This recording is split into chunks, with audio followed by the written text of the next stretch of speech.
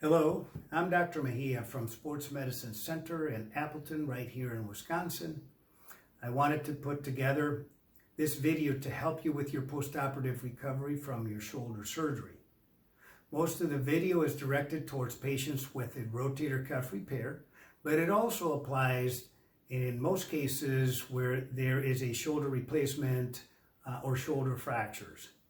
The latter part of the video discusses use of the shoulder immobilizer, which is also applicable to patients with repair of a labrum or other surgeries for shoulder instability.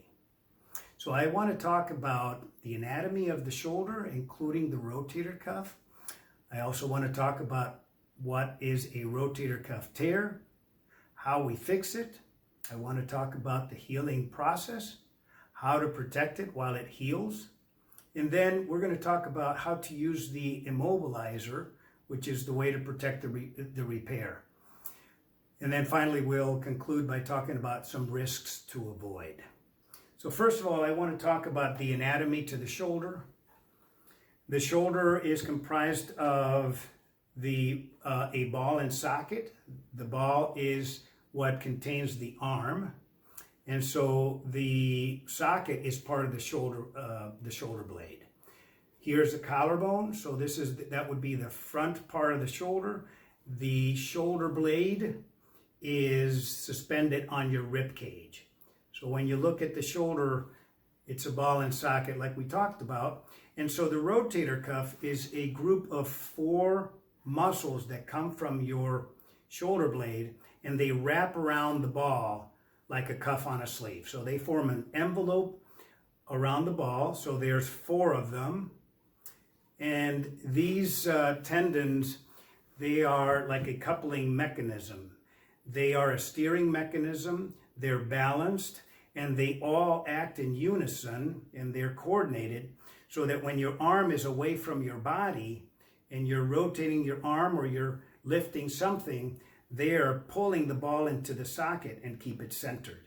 They provide strength and stability to your shoulder. So when we talk about a rotator cuff tear, then that means that one of the tendon or more than one of the tendons has been detached. And typically when you have a torn rotator cuff, then that leads to motion loss, it leads to weakness, it leads to pain and dysfunction. And so ideally, we want to fix the rotator cuff. The way that we fix the rotator cuff is we use modern techniques, which are using minimally invasive surgery through poke holes into the body of the shoulder. And then we can get inside the shoulder and put anchors. And so here's an example of different anchors. Here's a metallic screw-in anchor. Here is a composite absorbable anchor. Sometimes there are plastic anchors, but the concept is that these anchors we put into the bone, and there is suture that comes out of them, and we use the suture to tie into the tendon and tie it into the bone. So when we talk about a repair, we will put the anchor into the bone, we will remove the inserter, and then here are the sutures. And these are the sutures that we will weave through the tendon. Once we have attached the tendon back into the bone, then we have to protect it, and we have to keep it in that position until the healing process takes place, which involves the tendon growing roots into the bone. And when those roots are shallow, we have to be very careful that we don't start moving too soon or using the muscle too aggressively, because that will lead to a gradual detachment.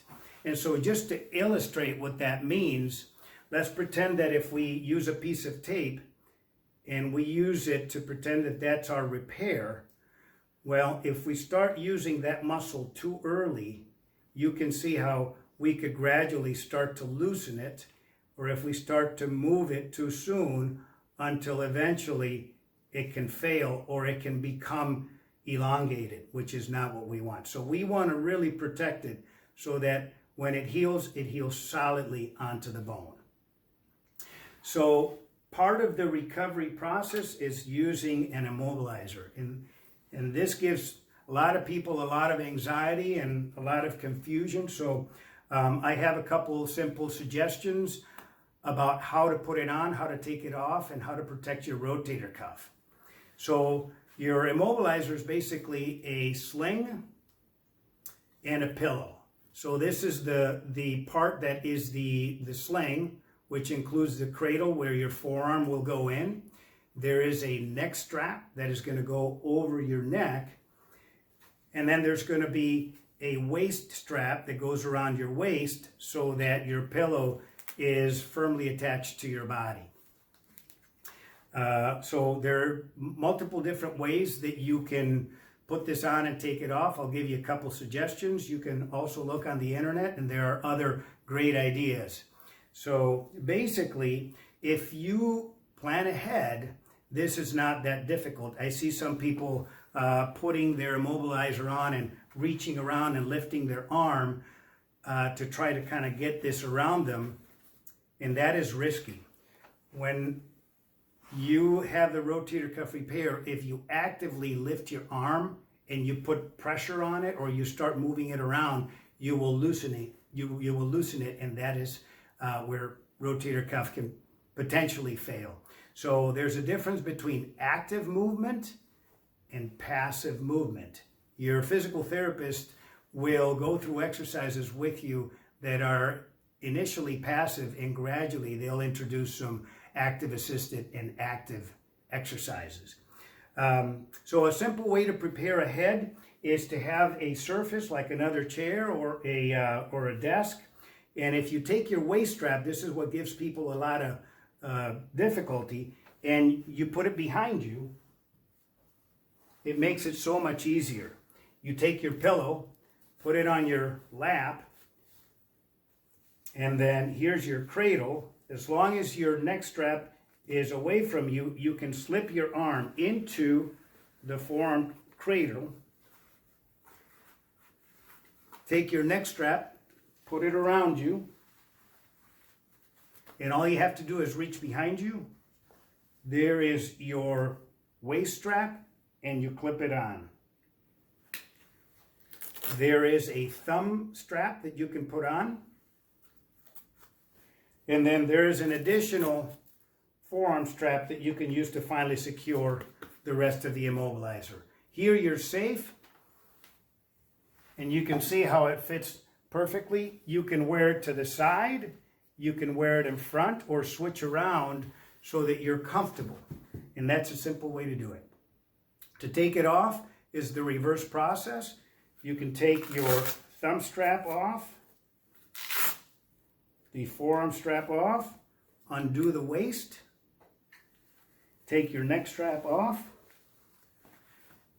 slide your arm off, and here you're safe. Again, pretend there's a piece of Velcro between your elbow and your side, and as long as you're not actively lifting it, you're safe. The other example is using a table. And again, if you plan ahead, you make it very easy.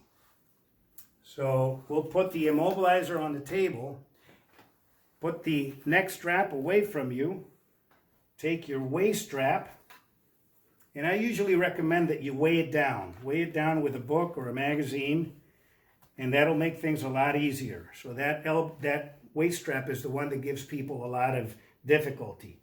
Slip your arm into your forearm cradle. Get your neck strap around you. And now you're good. You reach around you. Grab your waist strap. You clip it on. Thumb strap. Forearm strap. And we're in good shape. So hopefully that gives you some ideas of ways to avoid all the anxiety about wearing this. Like I said, if you're sitting on a couch, if you're sitting in a chair, if you're in a place that's safe, removing this and resting your arm on your lap is safe. Hopefully this gives you some ideas. I hope that you do well with your surgery. We wish you luck. If you have any questions, please don't hesitate to contact our office. And I hope you have a great day.